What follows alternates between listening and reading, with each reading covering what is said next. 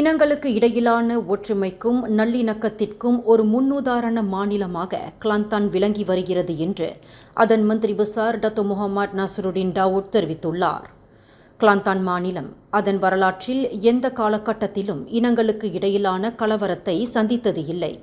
இது நாட்டின் உண்மையான ஒற்றுமைக்கும் ஒருமைப்பாட்டிற்கும் ஒரு தனித்துவமான எடுத்துக்காட்டாகும் என்று மந்திரி பசார் புகழாரம் சூட்டினார்.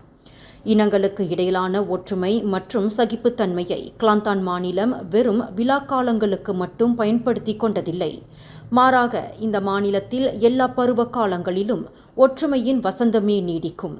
அந்த அளவிற்கு இனங்களுக்கு இடையிலான ஒற்றுமையை பாஸ் கட்சி தலைமையிலான கிளாந்தான் கட்டிக்காத்து வருகிறது என்று மந்திரி பசார் நசருடின் தாவூத் தெரிவித்தார். இன மோதல்கள் இல்லாத ஒரு மாநிலமாக கிளாந்தானுக்கு அருளப்பட்ட இந்த ஆசி இறைவனின் கிருபையால் கிட்டியதாகும் என்று அவர் புகழாரம் சூட்டினார். இந்த செய்தியை உங்களுக்காக வழங்கியது அருண் மசாலா. 1983 ஆண்டிலிருந்து தரத்துடன் தன்மை மாறாத அறுசுவை சமையலுக்கு அருண் மசாலா. மேலும் செய்திகளை தெரிந்து கொள்ள கீழே இருக்கும் பெல் பட்டனை அழுத்துங்கள். உங்கள் மகிழ்ச்சியை வெளிப்படுத்த லைக் மற்றும் ஷேர் செய்யுங்கள். தொடர்ந்து திசைகளோடு இணைந்திருக்க சப்ஸ்கிரைப் செய்யுங்கள்.